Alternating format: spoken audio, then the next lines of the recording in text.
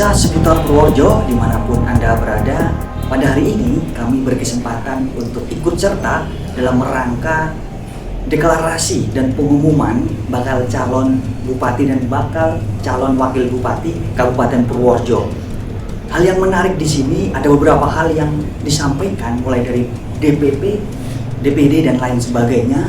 Namun tepat di samping saya sudah ada Bapak Eko Januar sebagai pimpinan DPD Partai Nasdem itu sendiri. Kami ingin cari tahu banyak tentang bagaimana sebenarnya perspektif Partai Nasdem itu sendiri terkait dengan kepemimpinan dan Purworejo ke depan mau dibawa seperti apa.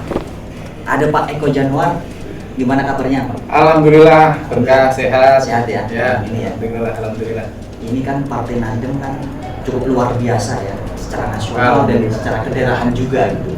Mungkin bisa diceritakan sebenarnya tolak ukur atau apa namanya yang menjadi perspektif Nasdem itu sendiri dalam memilih pemimpin itu baiknya seperti apa sih sebenarnya? Baik, jadi banyak kemudian perspektif yang menurut Nasdem sendiri itu menjadi semacam indikator maupun parameter dalam melakukan rekrutmen politik, dalam melakukan kaderisasi politik yang tujuannya adalah untuk mencari pemimpin-pemimpin formal baik di institusi politik maupun di institusi pemerintahan. Dan menurut Nasdem ini kan partai yang relatif baru dengan semangat kebaruan, dengan semangat perubahan. Kalau kami punya visi namanya restorasi Indonesia, kira-kira ada gerakan untuk mencerahkan, mengembalikan dan memulihkan kejayaan bangsa ini. Oleh karenanya dalam perspektif kami, pemimpin ke depan adalah yang mampu melihat visi tentang keindonesiaan tentunya, melihat tentang visi perubahan karena dunia, karena Purworejo ini kan semakin dinamis. Oleh karenanya metode yang kami gunakan dalam mencari pemimpin ataupun mengelola kepemimpinan, mengelola kekuasaan adalah berorientasi pada visi partai, gerakan perubahan restorasi Indonesia. Tadi sudah secara jelas, lugas dan tegas pemimpin yang didambakan Nasdem itu sendiri. Ada 2 orang, tentu saja itu hasil dari pemilihan dan penjaringan yang luar biasa. Betul. Tentu Nasdem punya pandangan sendiri dong dengan 2 pemimpin ini. Kira-kira secara elektabilitas atau kapabilitas itu ke depan untuk Purworejo itu bagaimana sih 2 pemimpin? Jadi Mas Alvan, kami di DPD Nasdem Kabupaten Purworejo dalam kaitannya konteksnya pilkada kan, itu memiliki panduan yang disebut dengan PO atau Peraturan Organisasi Partai Nasdem nomor 6 tahun 2019, yang dimana di situ kami diberikan kewajiban oleh DPP untuk melakukan penjaringan dan penyaringan bakal calon kepala daerah. Sebagai partai modern, kami itu partai yang nggak menutup diri terhadap pola rekrutmen politik. Seluruh anak bangsa, seluruh warga negara yang memiliki etikat baik untuk membangun bangsa dan negara ini, maka kami membuka ruang seluas-luasnya. Kami jaring sesuai dengan ketentuan yang ada, sampai kemudian turunlah rekomendasi Pak Kuswanto dan Pak Kusnomo yang kami sebut Bung Tomo. Nah, Bung Tomo. Kalau dalam konteks kapasitas, kapabilitas kedua tokoh ini, saya kira kalau tantangan terbesar hari ini adalah soal keindonesiaan, soal persatuan dan kesatuan, soal nasionalisme katakanlah. Karena aset terbesar bangsa ini adalah persatuan dan kesatuan, nasionalisme, yang 4 pilar itulah.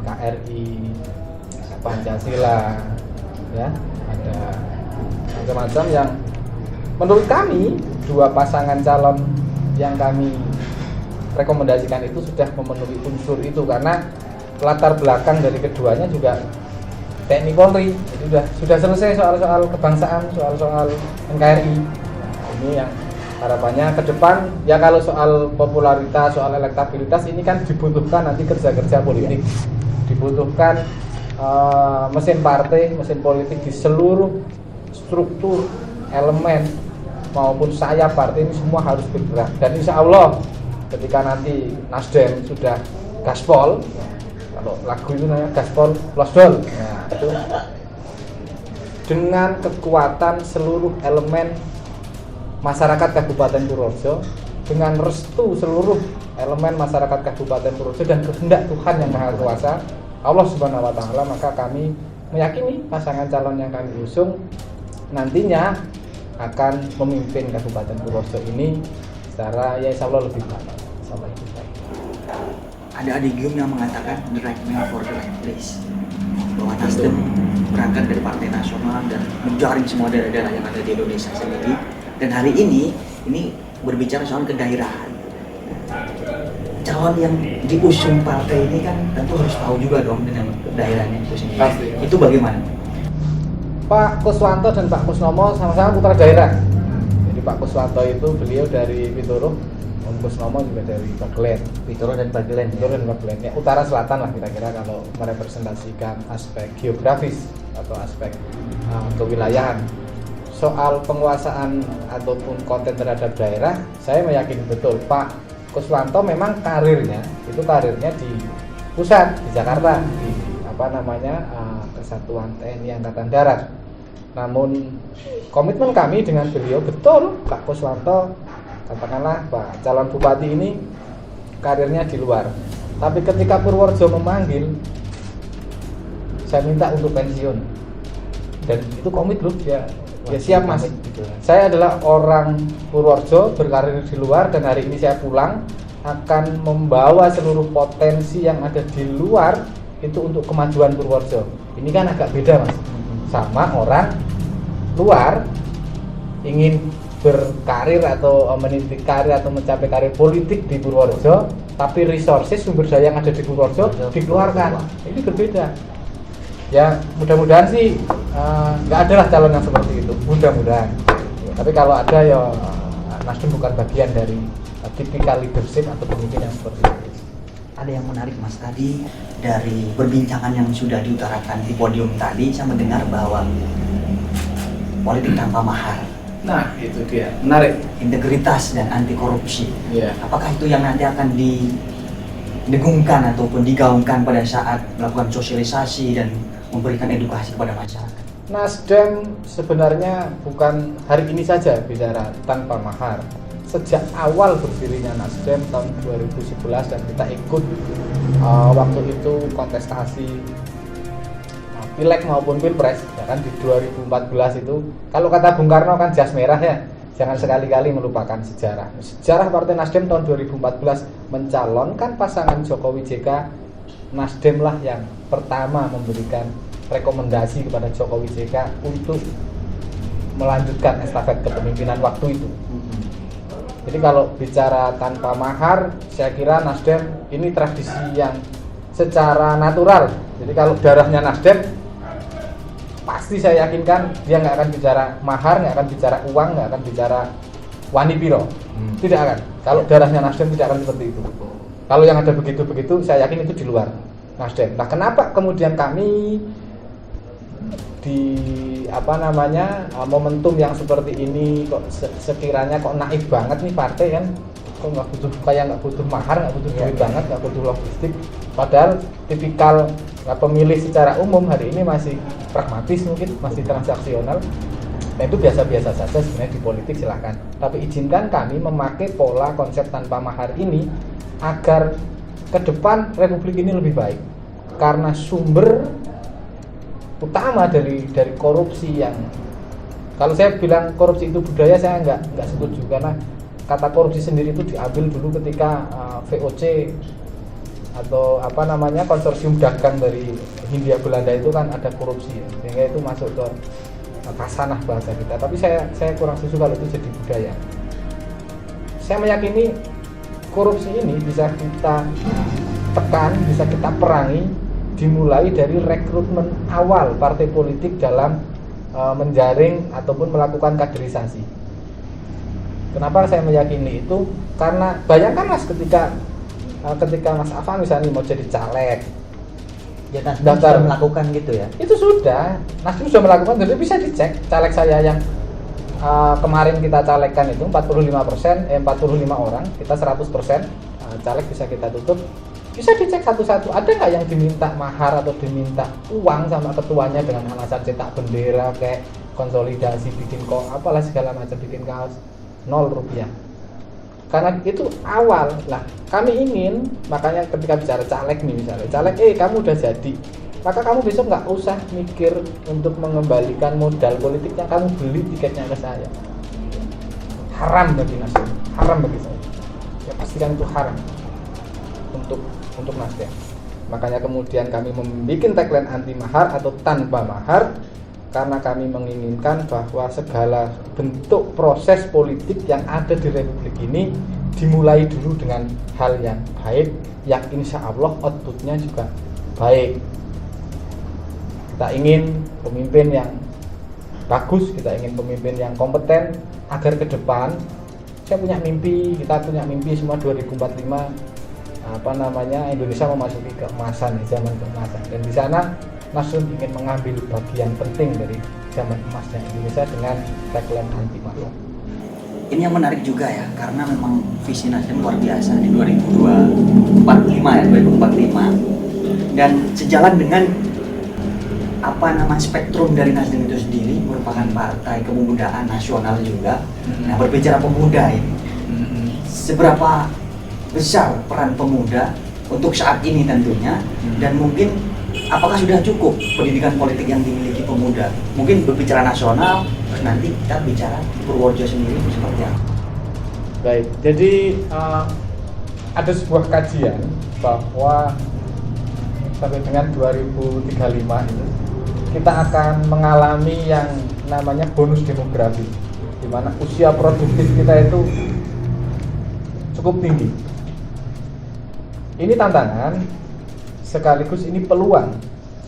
Ketika kita menyiapkan generasi ke depan secara lebih baik, maka bukan tidak mungkin 2045 akan menjadi zaman keemasan di ulang tahun 100 tahunnya Indonesia kan, 100 tahun. Nah, kondisi hari ini saya kira hampir seluruh partai menaruh perhatian yang lebih terhadap apa yang disebut dengan kelompok golongan milenial atau yang bisa disebut muda. Sebenarnya kalau muda itu ditarik dari usia, kadang-kadang saya nggak setuju juga, Mas. Muda itu ya soal jiwa ya. Soal jiwa. Tua itu pasti, tapi dewasa pilihan. Dewasa pilihan. Tua itu pasti, dan muda itu panggilan. Makanya saya selalu merasa muda, walaupun mungkin sama jenengan ya tua saya. Tapi lepas dari itu bahwa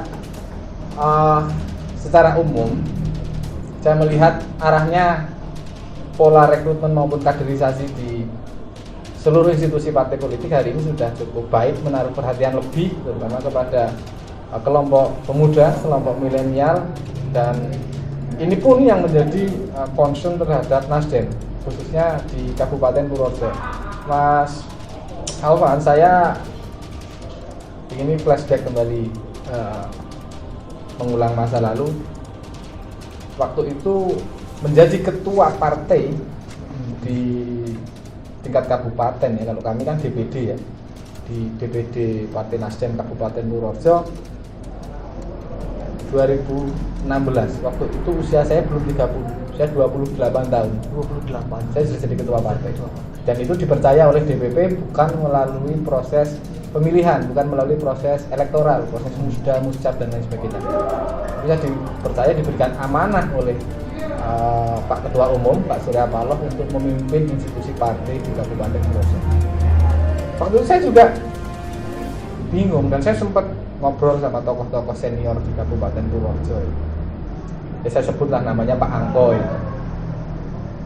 Jadi Pak Angko sempat ngendiko ini tantangan kok buatmu, karena dalam sejarah partai politik yang ada di Kabupaten Purworejo, partai parlemen ya, partai yang memiliki kursi di DPRD, itu belum ada ketua partai yang usianya semuda kamu. Iya. Saya kan merasa, wah, challenge ya. tantangan ini perlu dijawab tantangan zaman. Maka ya saya waktu itu cuman jawab sih sama Bang, ya ini amanah Pak, ini kepercayaan dari DPP.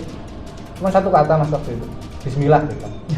Ya alhamdulillah 2016 saya ditunjuk menjadi ketua partai. 2017, 18, 2 tahun itu saya siapkan untuk konsolidasi internal menghadapi pemilu 2019.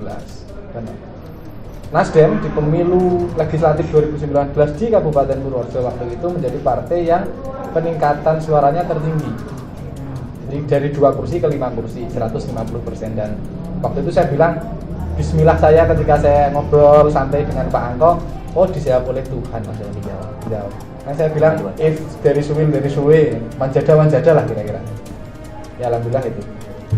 Maka saya meyakini ke depan sebenarnya anak-anak muda di Kabupaten Purworejo ini, apalagi parlemen kita, DPRD kita itu hari ini juga banyak dari partai-partai yang ada di Kabupaten Purworejo itu masih kelompok-kelompok milenial. Dan saya lihat potensi anak-anak muda ini ke depan dalam membangun kultur politik, membangun budaya pemerintahan di Kabupaten Purworejo juga ada harapan cerah Mas sebenarnya. Ada harapan cerahnya saya bilang. Karena anak-anak ini kan tinggal butuh kesempatan dan butuh ruang. Kesempatan itu ya soal momentum maupun kepercayaan yang diberikan oleh partainya masing-masing.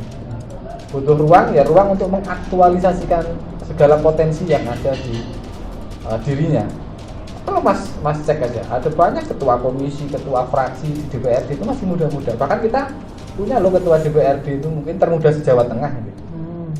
Jadi hari ini saya cukup optimis secara umum di Kabupaten Purworejo itu ke depan dengan potensi kepemudaan yang dimiliki akan lebih baik. Kalau ditanya tadi soal pendidikan politik penting nggak sih? Sangat penting, karena fungsi partai politik selain kaderisasi politik, mengatur konflik atau sarana manajemen konflik juga untuk pendidikan politik. Bayangkan Mas, kalau nggak ada, katakanlah kadang-kadang tantangan hari ini terbesar kita kan bicara politik, bicara elektoral itu, kalau kita berbeda berarti kita harus musuhan. Itu kan kadang-kadang nggak begitu dong politik itu. Jadi pentingnya edukasi, pentingnya pendidikan politik ini harus terus digelurakan. Bukan hanya Nasdem tentunya, semua partai harus menggelurakan itu. Dan khusus untuk Nasdem sendiri kami memiliki Garda Pemuda Nasdem, itu organisasi sayap yang khusus menggodok atau kawah candera di mukanya nih anak-anak muda untuk tampil di gelanggang politik praktis. Dan hari ini kami eksis. Garda Pemuda Nasdem kami cukup mewarnai lah dalam bidang keorganisasian di Kabupaten Purworejo. Sekali lagi saya sebenarnya masih sedikit penasaran Mas tentang politik tanpa mahar itu, karena memang ini bukan sebuah rahasia umum lagi kayak gitu kan, dan butuh sistem struktural yang kemudian merubah ini semuanya. Bahkan salah satunya adalah pendidikan politik agar mereka tidak pragmatis, kemudian menjadi pemilih yang transaksional. Akhirnya ya dia tidak mengawal pemimpin dia secara holistik gitu loh, dia hanya sampai pada saat di pencoblosan saja, habis itu selesai. Nah, ini sangat sejalan dengan pendidikan politik yang dilakukan oleh Partai Nasdem itu sendiri. Dan tentu ketika ini sudah dilakukan, cita-cita untuk 2045 itu yang gembira bisa terlaksana sih. Nah, jadi kita tidak menafikan ya, tidak memalingkan muka terhadap kondisi Purworejo sekarang seperti itu. Cuma ketika ada yang baru, seperti yang diutarakan tadi pada saat pembicaraan podium itu, Purworejo ini butuh tema pembangunan baru.